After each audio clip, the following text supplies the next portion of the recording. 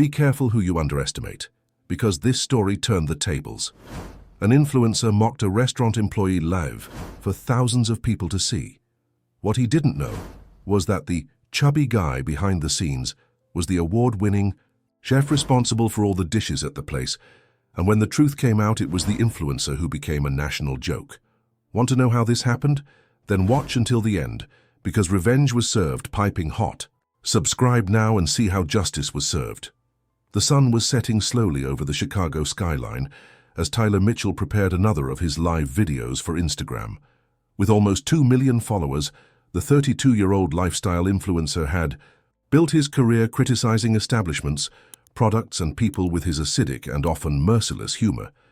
Impeccably dressed in a navy blue blazer over a white t-shirt, he adjusted his phone tripod on the sidewalk of the bustling Wicker Park neighborhood. "Hey guys, Tyler Mitchell here for another fraud hunter," he announced with a wide smile, while watching the number of viewers rapidly increase. "Today we're in front of the famous Oakleaf. That restaurant everyone says is amazing, but is it really? Let's find out if it's worth spending half your paycheck on a tiny plate, or if it's just another place for rich people to pretend they understand fine dining." Comments began to appear on screen. Laughing emojis, questions about the menu, compliments on Tyler's appearance. He absorbed every interaction like fuel for his spectacle. "Look there," he said, discreetly turning the camera toward the restaurant's outdoor area. "Everything looks fancy, right? But let me show you something interesting I discovered." Tyler walked to a side alley where Oakleaf's service entrance was located. With furtive steps, he got close enough to capture images of employees unloading merchandise and entering to start the evening shift. That's when he saw Matthew Olson, a 26-year-old young man with a robust build who was carrying a box of fresh vegetables into the establishment. Tyler didn't think twice before doing what he considered entertaining content. "Check out who works in the back, guys. Do you think they let him taste the food? Just imagine the ingredient bill at the end of the month," commented Tyler in a mocking tone, keeping the camera focused on Matthew, who didn't notice he was being filmed. The comments on the video instantly divided. Some viewers sent laughing emojis while others expressed disapproval. "Wow, you've gone too far now. That's unnecessary, Tyler. The guy's just working, leave him alone."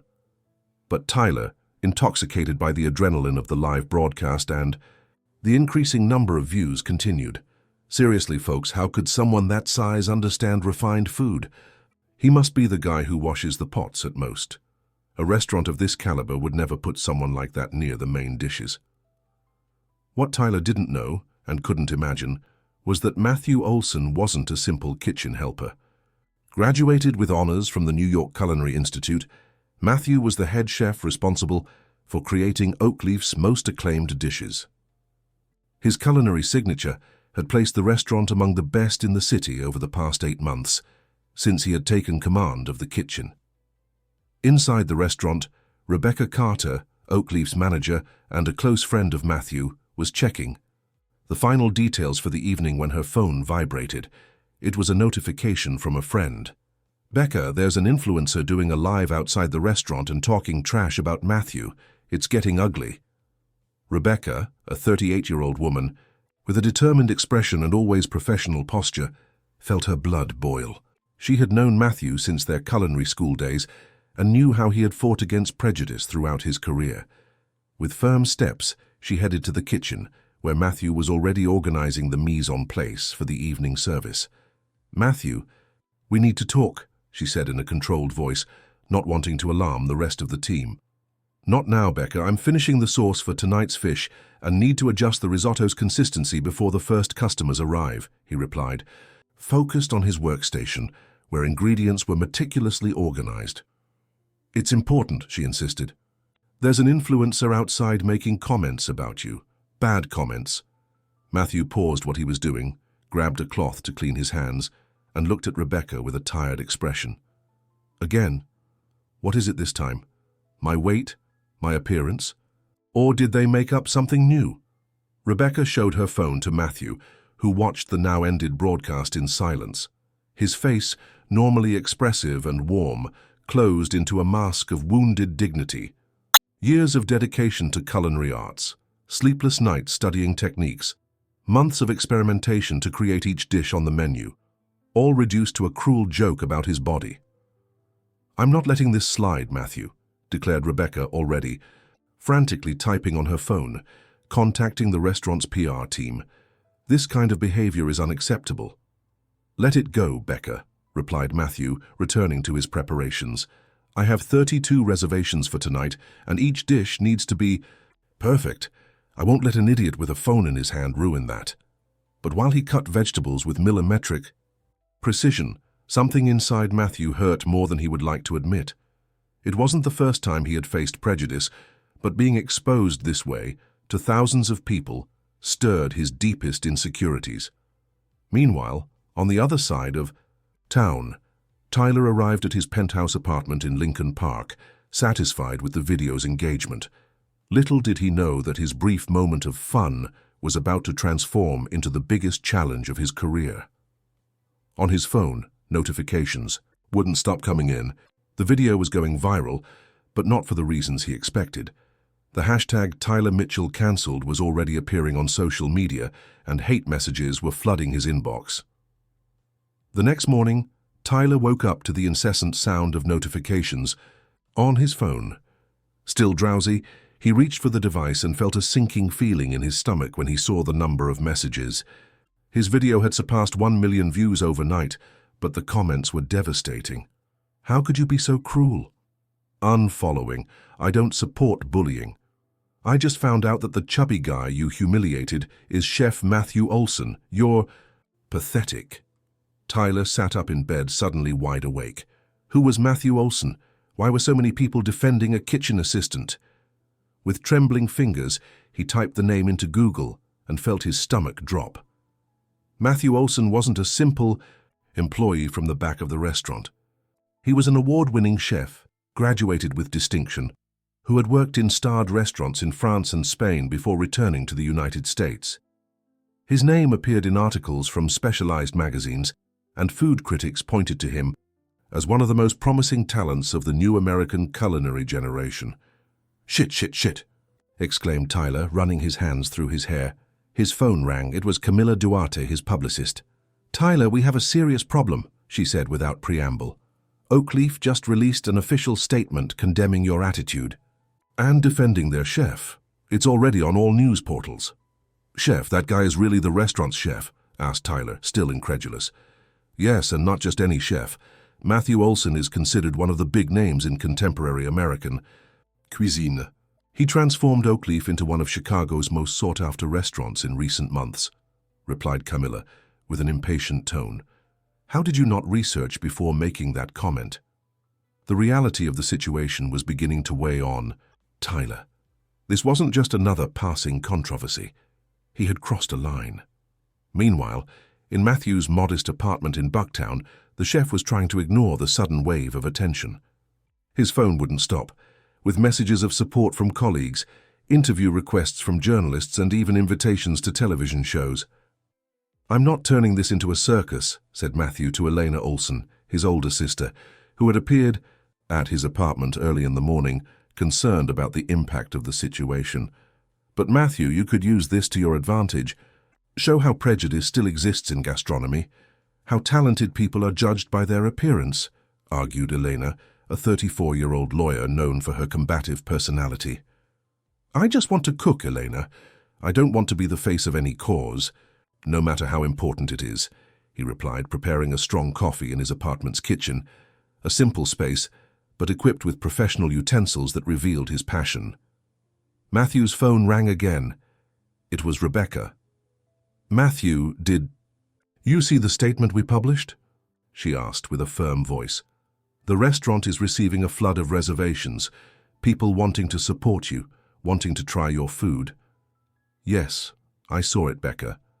Thank you for that," replied Matthew, appreciating his friend and manager's loyalty. "But I don't want the restaurant to become a stage for this drama. The food should speak for itself." "About that," continued Rebecca, with a tone that Matthew knew well, the tone of someone who had a plan. "I had an idea. What do you think about organizing a special dinner? We'll invite food critics, influential personalities, opinion makers. We'll showcase what you can do without revealing your identity until the end of the event." "And what would be the objective?" asked Matthew, already knowing the answer. "To educate through taste, my friend. Show that talent and art have no physical form, and incidentally put some people in their proper places." After hanging up, Matthew reflected on the proposal. It wasn't in his nature to seek revenge or exposure, but there was something tempting about the idea of letting his food respond to the criticism. Maybe it was time to show that his value was in the hands that created memorable dishes, not in the shape of his body. Meanwhile, in Tyler's office in Wicker Park, an emergency meeting was taking place with his crisis management team. Camilla presented concerning data about the drop in engagement on his networks and the cancellation of 3 advertising contracts in the last few hours. "We need an immediate recovery strategy," declared Camilla, showing graphs on her tablet. "We suggest a sincere apology video, participation in some anti-bullying campaign, and if possible, direct contact with the chef for a personal retraction." Tyler, seated at the head of the table, seemed smaller than his usual 6'1". His face, normally confident and smiling for the cameras, showed signs of stress. "You don't understand. My persona is based on acid criticism. If I start apologizing, for every comment I make, I'll lose my authenticity," he argued, trying to maintain control. "Authenticity?" questioned Rafael Nunez, his digital content director, a 27-year-old with obvious irritation in his voice. "Tyler, you publicly humiliated a respected professional based solely on his physical appearance. That's not authenticity, it's prejudice, and the market is making it clear that it no longer tolerates this kind of behavior." The silence that followed was deafening. Tyler knew that Rafael was right, but admitting it would mean rethinking the entire basis of his content, the entire digital personality he had built over years. His phone vibrated with a notification. It was a message from Lucas Martin, a friend and also a food influencer. "Dude, did you see this? Oakleaf is organizing a special dinner for critics and influencers this Friday. Everyone in the industry is being invited, except you, obviously. It's their response to your video." Tyler felt a mixture of indignation and shame. Being excluded from an important event in his own area of expertise was a blow to his ego and his professional relevance. "Camilla," he said, interrupting the ongoing discussion, "find out how I can get an invitation to Oakleaf's dinner this Friday." "Are you crazy?" she replied, surprised. "They won't want you there after what happened." "That's exactly why I need to be there," insisted Tyler. "If I want to truly make amends, I need to face the consequences head-on. I need to show that I recognize this chef's value and his work." What Tyler didn't reveal to his team was that, beyond the need for public reparation, there was an element of professional curiosity. If this Matthew Olson was really as talented as they said, he wanted to try his food, wanted to understand what made him special beyond the newspaper headlines about the incident. At Oakleaf Restaurant, the team was working feverishly on preparations for the special dinner. Rebecca had managed to confirm the presence of 12 of the most respected food critics in the country, as well as celebrities and influencers with wide reach on social networks. Matthew was in the kitchen, testing and adjusting each element of the tasting menu he would serve. Each dish was designed not only for flavor and presentation, but also as a personal narrative, a piece of his story told through food.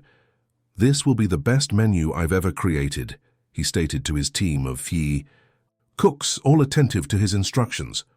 "Not because we need to prove something to someone, but because it's an opportunity to celebrate our art." Rebecca's phone rang. It was an unknown number.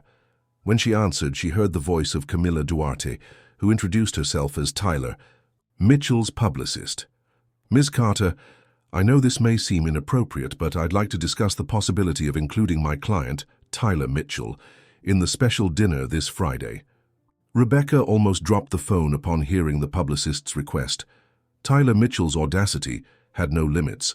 After publicly humiliating Matthew, now he wanted a seat at the table. "Ms. Duarte, with all due respect, your client made deplorable comments about our chef. Why should we consider him welcome in our establishment?" asked Rebecca. maintaining a professional tone despite her indignation. "I completely understand your position," replied Camilla with a calm voice. Tyler recognizes the gravity of his errors and seeks an opportunity to make amends personally. He is genuinely sorry and wants to get to know Chef Olsen's work. Rebecca paused, considering the implications. On one hand, refusing the request would maintain the restaurant's integrity and protect Matthew from a potentially unpleasant confrontation. On the other, allowing Tyler to participate could transform the situation into a public lesson about respect and recognition. "I need to consult with Matthew before giving any answer," she finally said. "I'll return your call." After hanging up, Rebecca headed to the kitchen where she found Matthew concentrated on preparing a complex sauce, his brow furrowed in concentration. "Matthew, we need to talk," she said, indicating a quieter corner. "To have the kitchen. I just received a call from Tyler Mitchell's publicist. He wants to come to the special dinner." Matthew stopped stirring the sauce, passing the spoon to his sous chef. His normally expressive face became unreadable. "What did you tell her?" he asked. "I said I needed to talk to you first. It's your decision, Matthew. If you don't want him to come, we'll call back and politely refuse." Matthew walked to the kitchen window, observing the movement on the street. After a few moments of reflection, he turned to Rebecca with a determined gleam in his eyes. "Let him come," he finally said. "But with one condition. He shouldn't know that I'm the chef responsible for the menu. I want him to judge my food without prejudice, only for what it is." Rebecca smiled, admiring Matthew's dignity and strategic intelligence. "Perfect. I'll arrange everything." And Matthew was, "Are you sure?" "I am. For years I've fought against prejudice in this industry, people assuming I can't be agile enough in a professional kitchen or that I eat more than I cook," he said with an ironic smile. "This is my chance to educate someone through what I do best." When Rebecca returned the call to Camilla, her voice had a tone of renewed confidence. "Ms. Duarte, after consideration, we've decided to accept Mr. Mitchell at our special dinner. However, we have one condition. The event will have a differentiated concept, where the identity of the chef responsible for the menu will be revealed only at the end of the night. We hope your client respects this dynamic." "Of course, absolutely," replied Camilla, relieved. "Tyler will respect all conditions. Thank you very much for the opportunity." Meanwhile, in Tyler's apartment, the influencer was obsessively watching old videos and interviews of Matthew Olsen, trying to better understand the man he had so gratuitously offended. In an interview for a specialized food channel, Matthew spoke about his creative process. "Food for me is a form of communication," he said on screen. "Each dish tells a story, reveals something about my experiences, my roots in Kentucky, the techniques I learned in Europe. When someone tries my food, they're experiencing a piece of my journey." Tyler felt a pang of guilt. He had reduced that articulate and talented man to a joke about physical appearance. His phone rang. It was Camilla. "I got it," she announced. "You're invited to the dinner at Oakleaf. But there's a catch. They won't reveal who's the chef responsible for the menu until the end of the night." "Doesn't matter," replied Tyler. "It's my chance to get to know his work and apologize personally." The week passed quickly, with intense preparations at Oakleaf. Matthew practically lived at the restaurant, refining every detail of the 7 dishes that would compose the tasting menu. Each element was thoroughly tested, each flavor perfectly balanced. On the morning of the big day, Matthew woke up before the alarm, his mind already racing with the final adjustments he needed to make. He prepared a strong coffee at home and mentally reviewed each step of the service while watching the sunrise through his apartment window. His phone rang. It was Renata Olsen, his mother, calling from Louisville. "Son, how are you? I've been seeing the news," she said, with evident concern in her voice. "I'm fine, Mum. Focused on work," he replied, trying to sound calmer than he actually was. "Matthew, since you were little, you faced people who judged you without knowing you. Remember when that teacher said you were too big to do ballet, and you became the best dancer in the class for that recital?" Matthew smiled at the memory. At 10 years old, he had insisted on participating in dance classes at school, despite the strange looks. "Yes, "I remember, Mom." "You've always responded to prejudice with excellence, my son. Today will be no different. Your food is your voice, it always has been." After hanging up, Matthew felt renewed. His mother was right. The best response had always been his work, his dedication, his art. He headed to the restaurant with renewed determination. Meanwhile, Tyler was going through a confidence crisis in his spacious closet, full of expensive brand-name clothes. For the first time in years, he was genuinely concerned about the impression he would make, not for his cameras or followers, but for the people he would meet in person that night. "What do I wear to a dinner where I'm probably the most hated person?" he asked himself, nervously running his hands through his perfectly groomed hair. He opted for a discreet dark grey suit without the flashy accessories he normally wore for his videos. He wanted to appear respectful, sober, remorseful. At Oakleaf, the team worked like a well-rehearsed orchestra. Rebecca supervised the final details of the decoration in the private room where the dinner would take place. Immaculate white linen tablecloths, arrangements of Native American flowers, cozy but sufficient lighting to enhance the presentation of the dishes. In the kitchen, Matthew led his team with calm and precision. Each ingredient was already prepared, each sauce at the perfect point, each detail carefully planned. "Remember, each dish tells a story," he said to his brigade. "Today we're not just serving food, we're sharing emotions, memories, respect for the ingredient. I want each person to feel that when they taste our dishes." At 7 o'clock, the first guests began to arrive. Renowned critics, chefs from other restaurants, digital influencers, all curious about the mysterious menu and, of course, about the possible confrontation between Matthew and Tyler. Clara Mendez, Chicago's most respected food critic, was personally received by Rebecca. "I'm extremely curious to see how this night will unfold," commented Clara as she was led to her table. "The controversy has brought even more spotlight to Oakleaf." "Matthew transforms challenges into art," replied Rebecca with a discreet smile. "Tonight will be no exception." At 8 o'clock sharp, Tyler arrived, visibly uncomfortable. Some hostile looks followed him as Rebecca accompanied him to his place. "Thank you for having me," he said in a low voice. "I know I don't deserve to be here." "Everyone deserves a second chance," replied Rebecca diplomatically, "especially when they're willing to learn." When all the guests were seated, Rebecca went up to a small stage set up in the center of the room. "Welcome to Oakleaf," she began. "Tonight we have the pleasure of offering a special tasting menu created exclusively for this event. As informed, the identity of the chef responsible will be revealed only at the end of the night. For now, let yourselves be guided by the flavors, textures, and aromas. Bon appétit to all."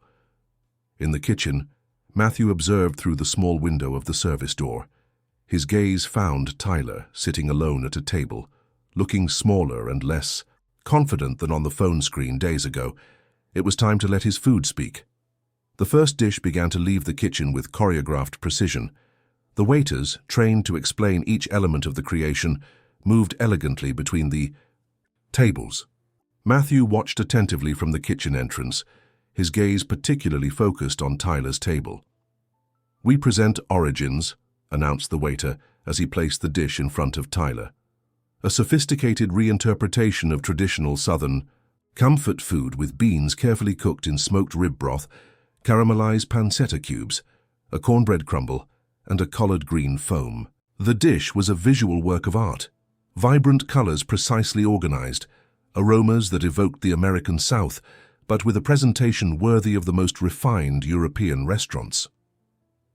Tyler hesitated for a moment before picking up his cutlery.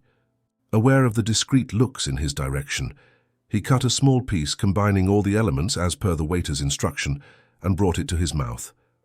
The impact was immediate.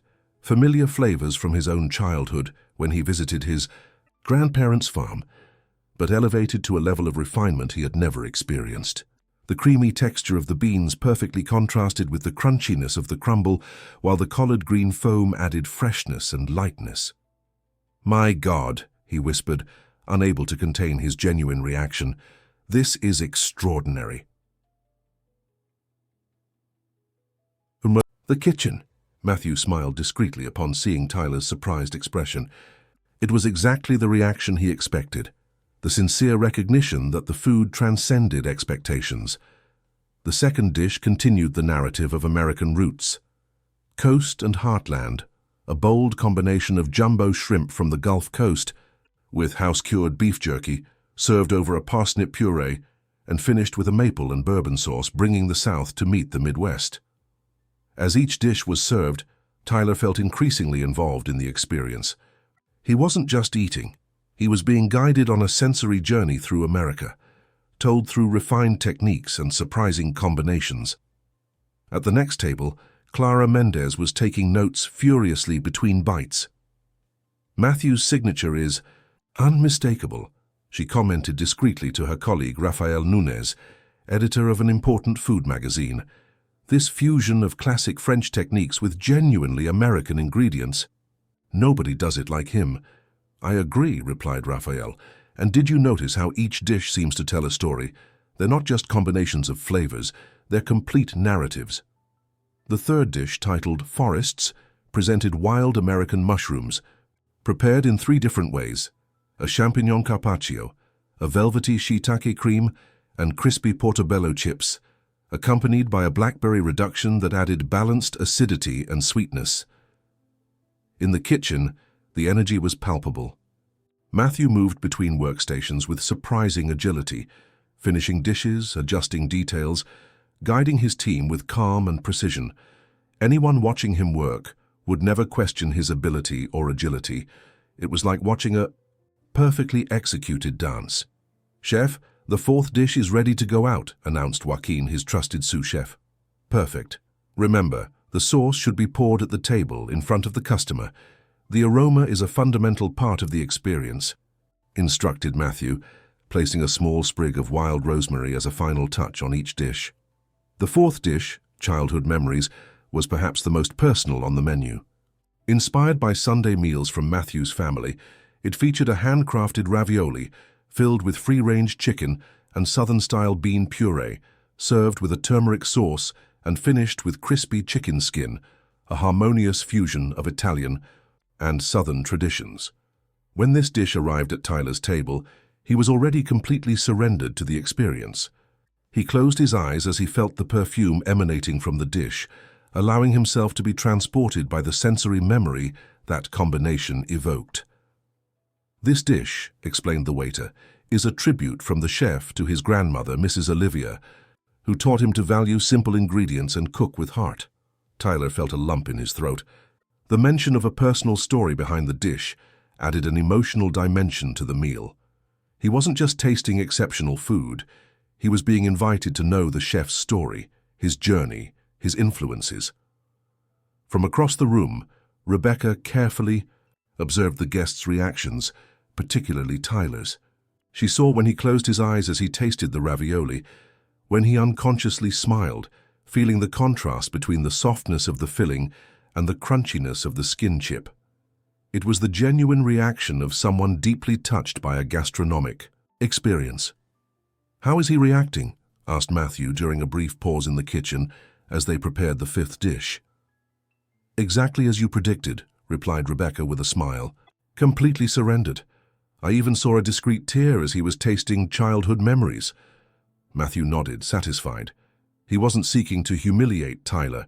He wanted to show that food was capable of transcending prejudices, creating connections, telling stories without words. The 5th dish, Deep Sea, celebrated the American coastline with a black rice prepared with squid ink, slices of octopus confit for 8 hours, scallops seared in clarified butter, and a touch of Maya lemon, an ode to the American coast with impeccably executed Mediterranean techniques. As the night progressed, the buzz in the room increased. Critics exchanged enthusiastic impressions. Phones recorded each presentation. Glasses of carefully selected American wine to pair with each dish were emptied and refilled. The 6th dish, Earth and Fire, featured a lamb cut slowly, cooked for 48 hours, served with a butternut squash puree, onions caramelized in Napa Valley red wine, and a pecan crumble. The meat, so tender it fell apart at the touch of the fork, contrasted with the crunchiness of the crumble and the sweetness of the puree. Tyler, who had made countless videos criticizing restaurants, had never experienced such a perfectly orchestrated meal. Each element had purpose. Each combination told a story. Each dish connected to the previous one in a coherent gastronomic narrative. "Whoever this chef is," he commented to the sommelier, serving another glass of wine, "is a true artist." "Yes, sir," replied the sommelier with a discreet smile. "Someone who speaks through flavors." In the kitchen, Matthew supervised the final preparations for dessert, the seventh and last dish of the night. It was the moment he had carefully planned, not only the culinary climax of the menu, but also the moment of revelation. "Are you ready, chef?" asked Rebecca, entering the busy kitchen. "After dessert, you'll present yourself to the guests." Matthew adjusted the neckerchief at his neck, checked his impeccable white jacket and nodded with determination. "I'm ready. The food has already spoken for me. Now it's time to complete the conversation." The dessert, titled Sweet Verses, was an ode to the diversity of American fruits, a dome of bittersweet chocolate that, upon receiving hot caramel sauce, slowly melted to reveal a composition of passion fruit mousse, apple sorbet, raspberry gel, and crispy almond brittle, a symphony of textures and flavors that perfectly balanced sweetness and acidity. Oakleaf's dining room was immersed in respectful silence as the guests savored the dessert. The chocolate dome revealed its multicolored interior, eliciting sighs of admiration both for the visual beauty and the harmony of flavors. Tyler was completely surrendered to the experience. He had tried some of the best restaurants in the world for his channel, but nothing compared to the sensory journey he had just experienced. Each bite of the dessert brought a new discovery, a different layer of flavor and texture that complemented each other perfectly. "Extraordinary," he murmured to himself as he tasted the last piece. Rebecca discreetly observed the moment when all guests had concluded the dessert. With an almost imperceptible nod to the maitre d', she indicated it was time. The room lights dimmed slightly, creating an intimate atmosphere, while a single light came on over the small stage set up in one corner of the room. "Distinguished guests," began Rebecca, ascending to the stage with elegance, "we hope you have enjoyed this gastronomic journey through America. As promised, the time has come to introduce the chef responsible for this unique experience." A murmur of anticipation ran through the room. Critics picked up their notepads. Influencers discreetly positioned their phones to record the moment. "It is with immense pride that I present the creator of this menu, the heart and mind behind Oakleaf, Chef Matthew Olson." The kitchen doors opened and Matthew emerged, imposing in his impeccable white jacket. Enthusiastic applause echoed through the environment as he walked with dignity to the stage, thanking with discreet nods. Tyler felt his stomach sink. So, it was him, the man he had ridiculed in his live stream, the chubby guy who, according to his cruel words, could not understand refined food, the same man who had just provided one of the best gastronomic experiences of his life. On stage, Matthew adjusted the microphone and smiled at the audience. "Good evening, everyone. I immensely appreciate your sharing this special night with us," he began, with a calm and confident voice.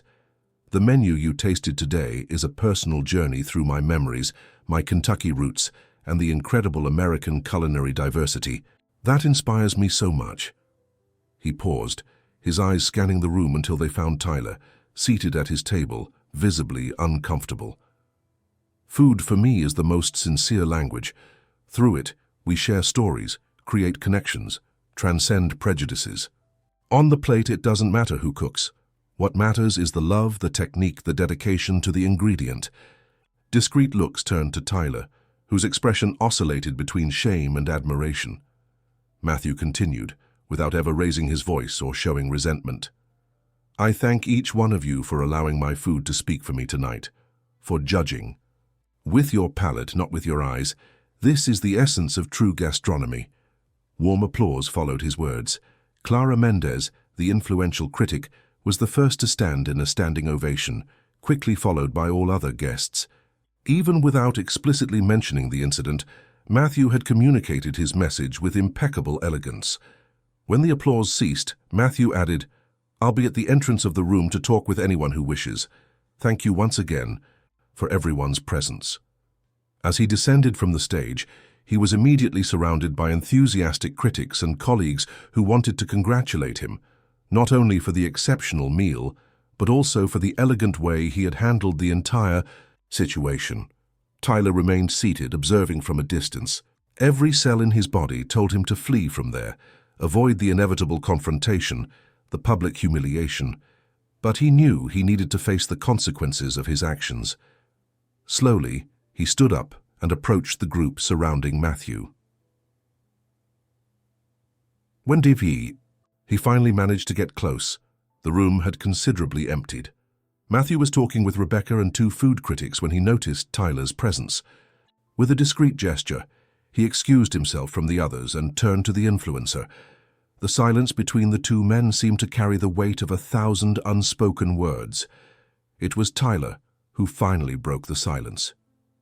"Chef Olsen," he began, with a trembling voice, "I have no words to express my regret for what I said. It was unforgivable." Matthew observed him for a moment, his face serene, without a trace of anger or resentment. "Was the food up to your expectations?" he simply asked. "It was the most extraordinary gastronomic experience of my life," replied Tyler sincerely. "Each dish told a story, each flavor revealed something new. It was transformative." A slight smile appeared on Matthew's face. "Then my food has already said everything I needed to say." "No," insisted Tyler, feeling the need to verbalize his regret. "I need you to hear this. What I did was unforgivable. I reduced you to a physical characteristic, completely ignoring your talent, your trajectory, your art. I apologize not just for the video, but for the thinking behind it." Matthew nodded, recognizing the sincerity in Tyler's words. "You know, Tyler, I grew up hearing that I couldn't be a chef because I didn't have the right physique," he commented, without self-pity. "That I would be too slow in a professional kitchen, that I would eat more than I cooked. Each achievement of mine was preceded by someone saying I couldn't do it." He paused, observing the now almost empty room.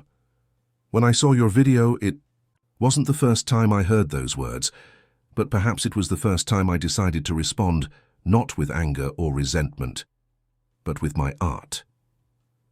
Tyler felt tears forming in his eyes, impressed by the dignity of the man before him. "I don't deserve your forgiveness," he said. "Perhaps not," agreed Matthew. "But forgiveness isn't about deserving, it's about liberating oneself. And I prefer to use my energy creating memorable dishes rather than nurturing grudges." At that moment, Rebecca approached discreetly. "Sorry to interrupt, but we need to close the restaurant," she said, looking at her watch. "Of course," replied Matthew. He turned back to Tyler. "It was good talking to you." "Wait," asked Tyler, making a sudden decision. "I have a proposal. A way to try to repair part of the damage I caused." Matthew raised an eyebrow, curious. "I'd like to make a series of videos about your journey. Not as a public apology, that would be opportunistic on my part, but as a way to highlight your talent, your story, your art. No filters, without my usual persona, just giving you the space you deserve." Rebecca looked at Matthew, curious about his reaction. For a moment, the chef seemed to consider the proposal. "Why would I accept?" he finally asked. "Not for me," Tyler honestly replied, "but because your story could inspire young cooks who might be facing the same prejudices you faced, and because your food deserves to be celebrated for what it is, extraordinary, regardless of who creates it." Matthew reflected for a few moments, exchanging glances with Rebecca, who gave a slight affirmative nod. "I have a counter-proposal," he finally said. "I don't want a series specifically about me, but I would agree to participate in a series about diversity in gastronomy, chefs from different backgrounds, body types, stories, showing that great cuisine has no form or label." Tyler felt a wave of relief and gratitude. "It would be an honor," he replied sincerely, "and I promise to do this with the respect and dignity that the subject deserves." They exchanged contacts and arranged to talk in the coming days to structure the project. When they said goodbye, they weren't friends. but they had established the foundations for a new type of professional relationship based on mutual respect. 3 months later, the first episode of the series Beyond Appearance, Revealing Talents of American Gastronomy premiered on Tyler's channel. The series, presented with a new approach, more respectful and less sensationalist, highlighted talented chefs who had faced various prejudices in the industry. The inaugural episode, starring Matthew, broke viewing records. In it, the chef opened the doors to his kitchen, shared his story from childhood in Kentucky to studies in Europe, and demonstrated the preparation of some of the dishes that had impressed Tyler on that memorable night. The success was so great that major television networks showed interest in adapting the format for broadcast TV. Matthew, meanwhile, saw the waiting list for reservations at Oakleaf grow exponentially and received invitations for lectures and participations in international gastronomic events. As for Tyler, the experience profoundly transformed his approach as an influencer. Although he still maintained his critical style, he had learned to direct his analyses to products and services, never to the people behind them. The change was noticed and appreciated by his followers, who praised his new phase.